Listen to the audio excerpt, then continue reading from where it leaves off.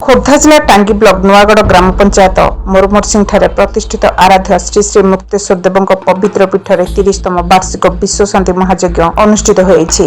श्रद्धालु माने मोरमरसिंह निकटस्थ पुष्करिणीनु कलश यात्रा करी मुक्तेश्वर देवों पीठरे पहुंची मंदिर परिक्रमा करिया परे महायज्ञ आरंभ होइथिला।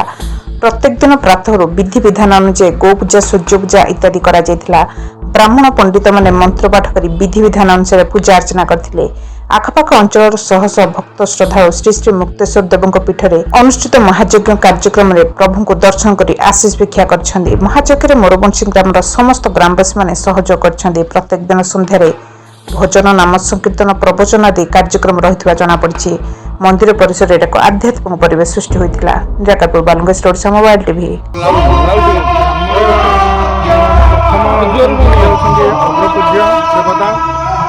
मुक्तेश्वर महाप्रभु बहुत कीर्तिमान अच्छी प्राय समस्त बासिंदा जगार उपस्थित हो चालना आज को प्राय 30 वर्ष हो जगार ग्रामवासी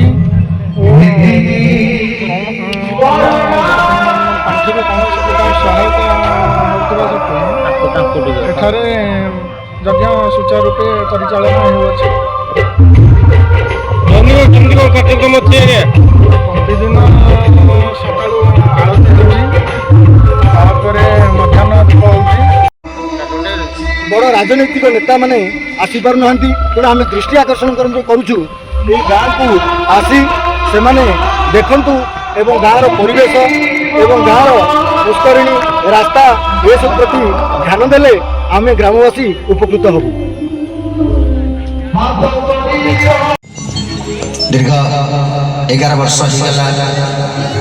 ये अनुष्ठान को जो भाई माने आग को नौ मु देवदेव प्रायतः दीर्घ 300 वर्ष की ऊर्ध हम आज मुक्तेश्वर महादेव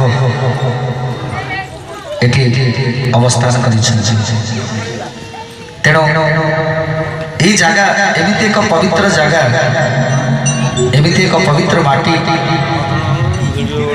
जो माटी केते वीर पुरुष जन्म नहीं केते कलाकार जन्म नहीं केते ज्ञानी गुणी विज्ञ ए माटी जन्म नहीं श्री मुक्तेश्वर